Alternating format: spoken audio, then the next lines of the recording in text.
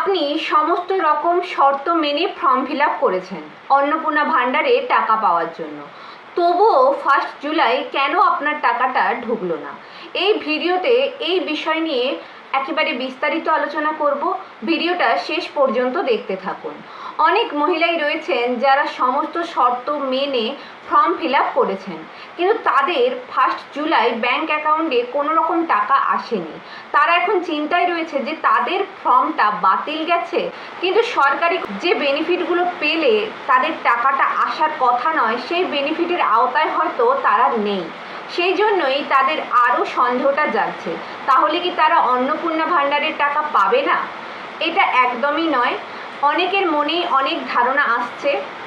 এই প্রবলেমগুলো কিছু কিছু মহিলার হচ্ছে যারা অফলাইনে ফর্ম ফিল আপ করেই বসে আছেন, অনলাইনে করেননি। তাদের ক্ষেত্রে কিন্তু এই প্রবলেমটা হতে পারে, কারণ অফলাইনে জমা ফর্মগুলো এখনও হয়তো অনলাইনে আপডেট করা হয়নি। মানে যেখানে জমা করেছেন তারা অনলাইনে সেই তথ্যগুলো আপডেট করেনি, তো সেই জন্য আপনার ভেরিফিকেশনও হয়নি এবং আপনি টাকাটা পাচ্ছেন না। আপনার যদি ডিবিটি লিঙ্কের সমস্যা থেকে থাকে, মানে আধার কার্ডে বা ব্যাংক অ্যাকাউন্টে কোনো সমস্যা থেকে থাকে, সেক্ষেত্রেও কিন্তু আপনার টাকাটা আসবে না।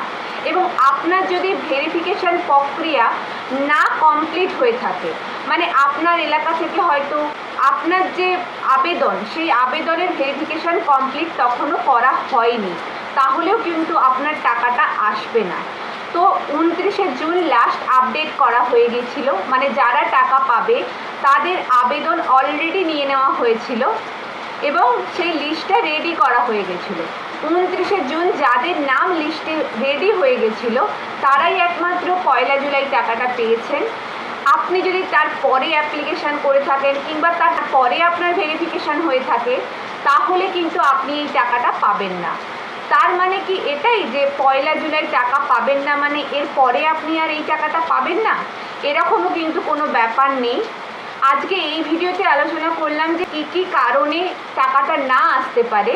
এর পরের ভিডিওতে আমি আলোচনা করব যে আপনার যদি টাকা না এসে থাকে আপনি কি করতে পারেন। তাই এরকম নিত্য নতুন আপডেট পাওয়ার জন্য চ্যানেলটিকে সাবস্ক্রাইব করে আমাদের সঙ্গে থাকুন।